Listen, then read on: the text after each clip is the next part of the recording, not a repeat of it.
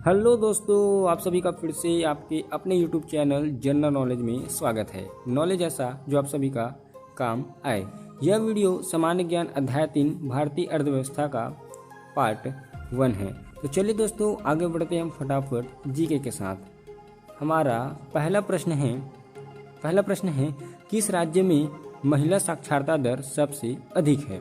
किस राज्य में महिला साक्षरता दर सबसे अधिक है? ऑप्शन ए है Kerala, option B Maharashtra, option C Tamil Nadu और ऑप्शन डी है पश्चिम बंगाल।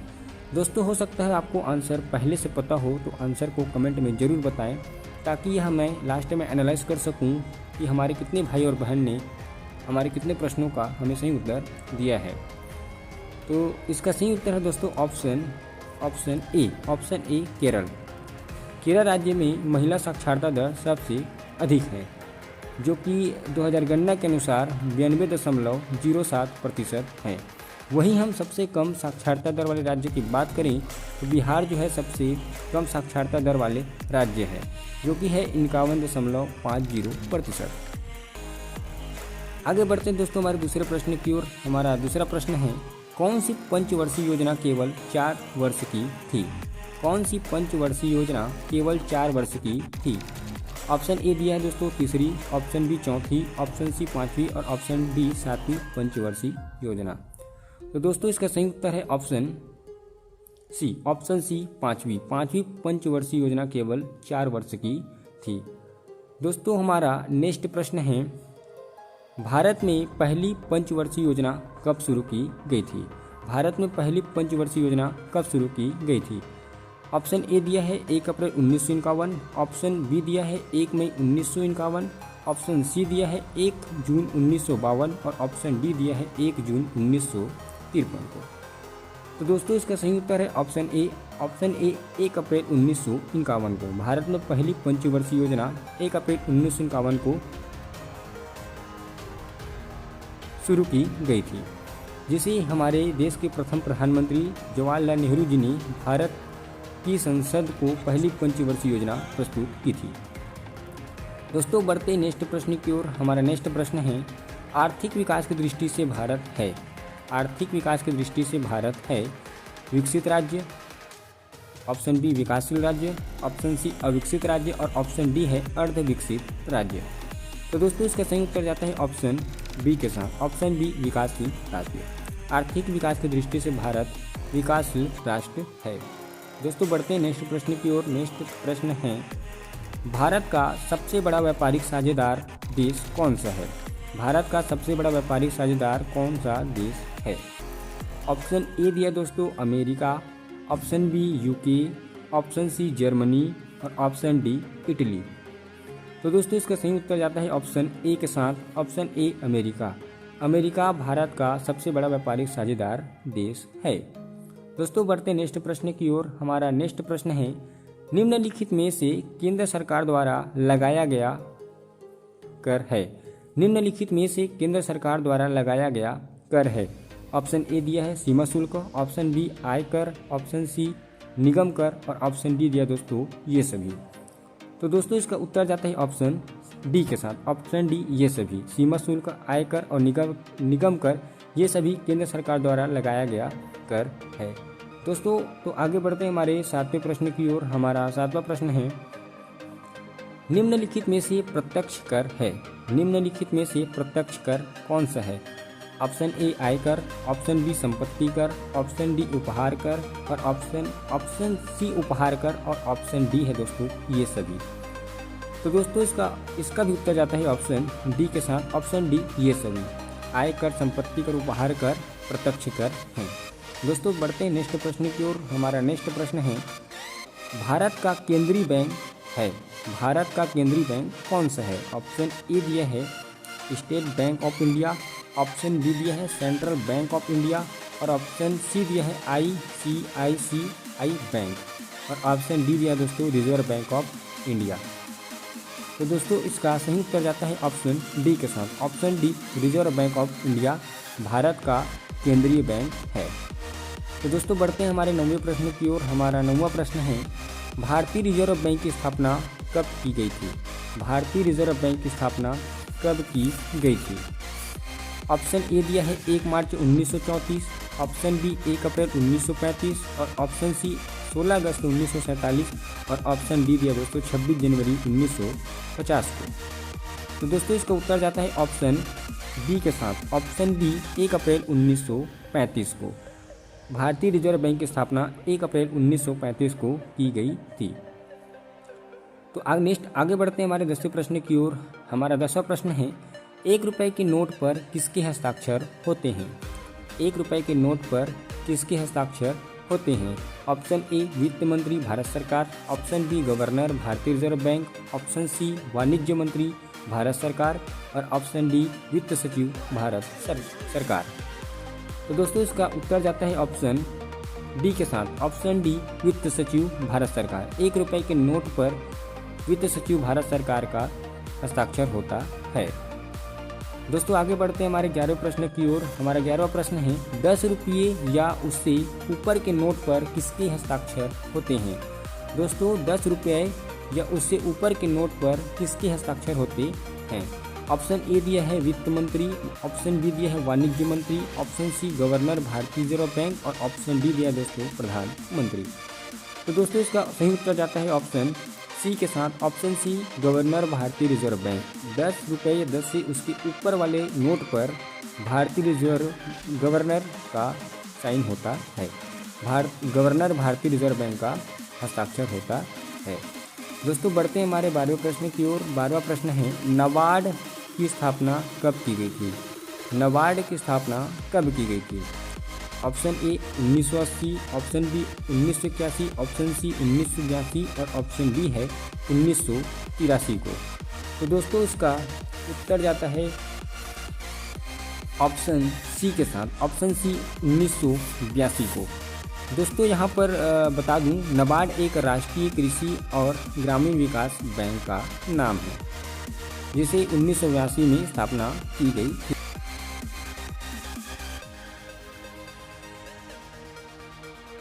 तो चलिए दोस्तों आगे बढ़ते हैं हमारे 13वें प्रश्न की ओर। हमारा 13वां प्रश्न है, भारत में पहली नियमित जनगणना कब प्रारंभ हुई थी? भारत में पहली नियमित या समकालीन जनगणना कब प्रारंभ हुई थी? ऑप्शन ए दिया है दोस्तों 1872 ईस्वी, ऑप्शन बी 1878 ईस्वी, ऑप्शन सी 1881 ईस्वी और ऑप्शन डी दिया है दोस्तों 1890 ईस्वी को। तो दोस्तों इसका सही उत्तर जाता है ऑप्शन सी के साथ। ऑप्शन सी 1881 ईस्वी को। भारत में पहली नियमित या समकालीन जनगणना 1881 ईस्वी को प्रारंभ हुई थी। तो चलिए दोस्तों बढ़ते हैं हमारे नेक्स्ट प्रश्न की ओर। हमारा नेक्स्ट प्रश्न है, 2011 की जनगणना के अनुसार भारत का औसत वृद्धि दर है। 2011 जनगणना के अनुसार भारत का औसत वार्षिक वृद्धि दर है। सॉरी दोस्तों, यहाँ पर औसत वार्षिक वृद्धि दर है। ऑप्शन ए है 2.64%, ऑप्शन बी 1.64%, ऑप्शन सी 3.64% और ऑप्शन डी दिया दोस्तों 2.54%। तो इसका सही उत्तर जाता है ऑप्शन बी के साथ। Option B 1.64%। तो बढ़ते हैं दोस्तों नेक्स्ट प्रश्न की ओर। हमारा नेक्स्ट प्रश्न है, 2011 की जनगणना के अनुसार भारत में स्त्री साक्षरता दर है। 2011 की जनगणना के अनुसार भारत में स्त्री साक्षरता दर है। ऑप्शन ए है 65.4%, ऑप्शन बी 45.56%, ऑप्शन सी दिया है दोस्तों 64.6% और ऑप्शन डी है 75.46%। तो इसका सही उत्तर जाता है दोस्तों ऑप्शन सी के साथ। Option C 64.6%। 2011 जनगणना के अनुसार भारत में स्त्री साक्षरता दर 64.6% है। बढ़ते हैं हमारे नेक्स्ट प्रश्न की ओर। हमारा नेक्स्ट प्रश्न है, भारतीय अर्थव्यवस्था है। भारतीय अर्थव्यवस्था है। ऑप्शन ए समाजवादी अर्थव्यवस्था, ऑप्शन बी पूंजीवादी अर्थव्यवस्था और ऑप्शन सी मिश्रित अर्थव्यवस्था और ऑप्शन डी दिया दोस्तों उपरोक्त सभी। तो दोस्तों इसका सही उत्तर जाता है ऑप्शन सी के साथ। ऑप्शन सी मिश्रित अर्थव्यवस्था। भारतीय अर्थव्यवस्था एक मिश्रित अर्थव्यवस्था है। तो बढ़ते हैं दोस्तों हमारे 17वें प्रश्न की ओर। हमारा 17वां प्रश्न है, द्वितीय पंचवर्षीय योजना में किस क्षेत्र के विकास पर सर्वाधिक बल दिया गया था? द्वितीय पंचवर्षीय योजना में किस क्षेत्र के विकास पर सर्वाधिक बल दिया गया था? ऑप्शन ए कृषि, ऑप्शन बी परिवहन, ऑप्शन सी उद्योग और ऑप्शन डी दिया है गरीबी हटाओ। तो दोस्तों इसका सही उत्तर जाता है ऑप्शन सी के साथ, ऑप्शन सी उद्योग। द्वितीय पंचवर्षीय योजना में उद्योग के क्षेत्र में विकास पर सर्वाधिक बल दिया गया था। दोस्तों द्वितीय पंचवर्षीय योजना सन 1956 से लेकर के 1961 तक थी, 61 तक थी। सन 1956 से लेकर के 1961 तक थी। बढ़ते हैं दोस्तों हमारे 18वें प्रश्न की ओर। हमारा 18वां प्रश्न है, आयुष्मान भारत का संबंध किससे है? आयुष्मान भारत का संबंध किससे है? ऑप्शन ए स्वास्थ्य से, ऑप्शन बी खेल से, ऑप्शन सी परिवहन से और ऑप्शन डी दिया दोस्तों उद्योग से। तो दोस्तों इसका सही उत्तर जाता है ऑप्शन ए, ऑप्शन ए स्वास्थ्य। आयुष्मान भारत का संबंध स्वास्थ्य से है। आयुष्मान भारत से और ये प्रश्न ये बनते हैं कि आयुष्मान भारत योजना कब लागू किया गया? तो आयुष्मान भारत योजना सन 2018 को लागू किया गया। आयुष्मान भारत को जन आरोग्य योजना के नाम से भी जाना जाता है। आयुष्मान भारत योजना को जन आरोग्य योजना के नाम से जाना जाता है, जिसके तहत देश के लगभग 10 करोड़ परिवारों को सालाना 5 लाख रुपए का स्वास्थ्य बीमा मिल रहा है ना। तो बढ़ते हैं दोस्तों हमारे 19वें प्रश्न की ओर। हमारा 19वां प्रश्न है, निम्नलिखित में से किस प्रकार की बेरोजगारी भारतीय कृषि में सामान्य है? निम्नलिखित में से किस प्रकार की बेरोजगारी भारतीय कृषि में सामान्य है? ऑप्शन ए अस्थायी बेरोजगारी, ऑप्शन बी संरचनात्मक बेरोजगारी, ऑप्शन सी प्रच्छन्न बेरोजगारी और ऑप्शन डी दे दोस्तों चक्रीय बेरोजगारी। तो दोस्तों इसका सही उत्तर जाता है ऑप्शन सी के साथ, ऑप्शन सी प्रच्छन्न बेरोजगारी, जिसे छिपी हुई बेरोजगारी भी कहा जाता है। बढ़ते दोस्तों हमारे 20वें प्रश्न की ओर। हमारा 20वां प्रश्न है, एटीएम का पूरा नाम क्या है? एटीएम का पूरा नाम क्या है? Option A automatic letter machine, option B automatic letter machine और ऑप्शन सी ऑटोमेटिक लैटी machine, option D automatic tally mechanism. तो दोस्तों इसका सही उत्तर जाता है, इसका सही उत्तर जाता है दोस्तों ऑप्शन बी के साथ, option B automatic teller machine.